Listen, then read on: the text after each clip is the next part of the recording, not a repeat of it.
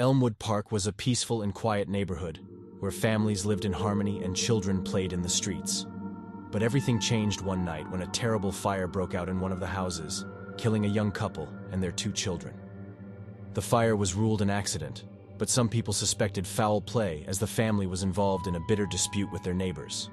Since then, strange things have started happening in Elmwood Park. People have reported hearing screams and cries at night, seeing shadows and figures moving in the dark, and feeling cold spots and chills in their homes. Some even claim to have seen the ghosts of the burnt family roaming the area, seeking revenge on those who had wronged them. One of these people was Lisa, a teenage girl who lived next door to a haunted house.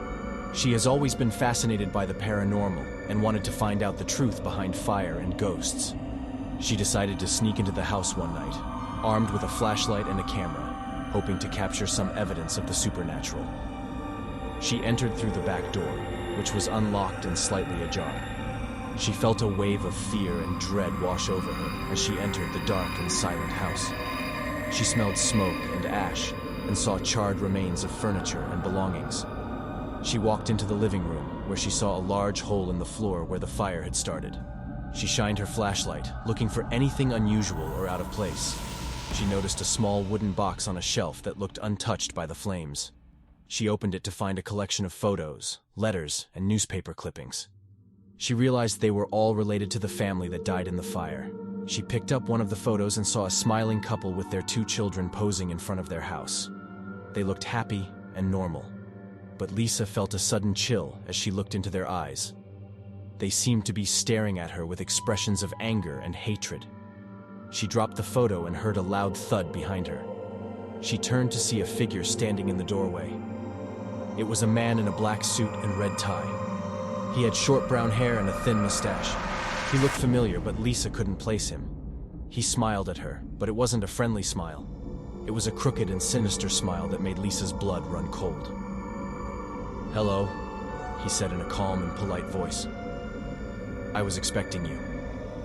Lisa felt a rush of panic and tried to run past him, but he grabbed her arm and pulled her back. "Where do you think you're going?" he asked, tightening his grip. "You can't leave now. We have so much to talk about." He dragged her into the living room and threw her on the couch. He sat down next to her and put his arm around her shoulders. "You see," he continued, "I started the fire that night. I'm the one who killed that family." Lisa gasped and looked at him in horror. "Why?" she asked shakily. "Why did you do that?" He laughed and stroked her hair. "Because they deserved it," he said. "They were nothing but troublemakers. They kept arguing with me and my wife, making noise and complaining. They were ruining our lives." He leaned closer to her ear and whispered, "So I decided to end theirs." Lisa felt tears running down her cheeks. "You are a monster," she said. He laughed again. "No," he said.